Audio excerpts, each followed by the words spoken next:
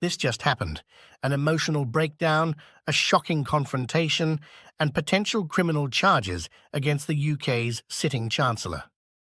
Rachel Reeves is at the centre of a political firestorm that could end her career, and it all unravelled in just 60 explosive seconds. What triggered the chaos? Stay with us, because this story is anything but ordinary. Welcome back to Britain Info. A startling new investigation into Chancellor Rachel Reeves has raised serious questions about her past work history and her current conduct within the Labour Party. My name's Tom Howard, and this is GBN Originals. Today, we're diving into a freshly published BBC investigation and additional reports that put Rachel Reeves's credibility and possibly her political future on the line. For those unfamiliar, Rachel Reeves once worked at the Bank of England before joining HBOS, Halifax Bank of Scotland, which was later broken up during the 2008 financial crisis. But it's what she claimed about that role that's causing a stir. According to reports first published by Guido Fawkes, Reeves stated on her CV that she served as an economist at HBOS. However, sources now allege she actually worked in the complaints department. This discrepancy is being labelled by critics as dishonest and misleading, and that's just the beginning. Amid this resurfaced controversy, a shocking new allegation has rocked Westminster that Rachel Reeves allegedly had a full emotional breakdown after a heated confrontation with the shadow Chancellor of the Exchequer during a private Labour Party meeting. Yes, you heard that correctly. Britain's Chancellor reportedly lost control during a behind-closed-doors argument that turned so aggressive, some insiders feared it would spiral into physical conflict. While no official complaint or police report confirms any assault, whispers from within the party suggest that the verbal clash was intense enough to trigger serious internal concerns.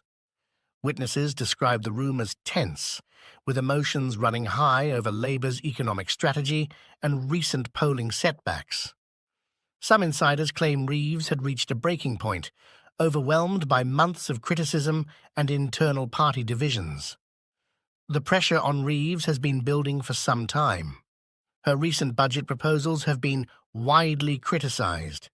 Pensioners are furious over changes to winter fuel payments, while farmers have pushed back hard against inheritance tax policies.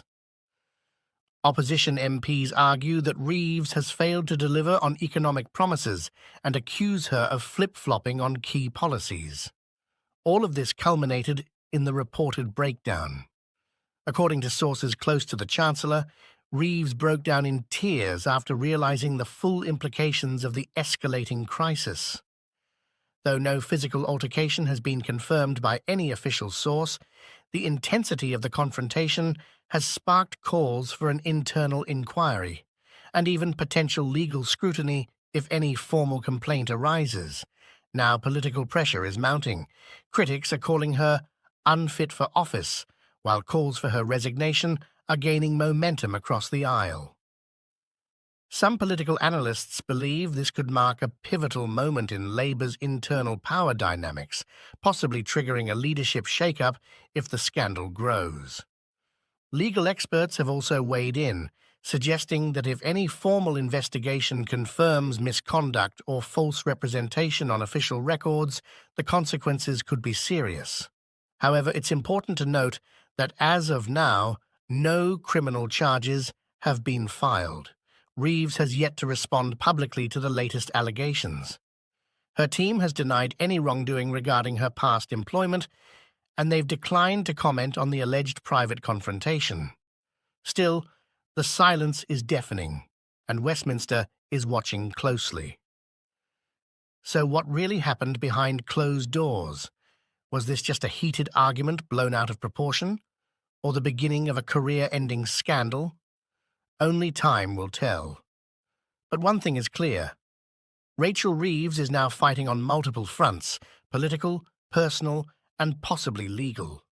And in a volatile election climate, that's a dangerous place to be.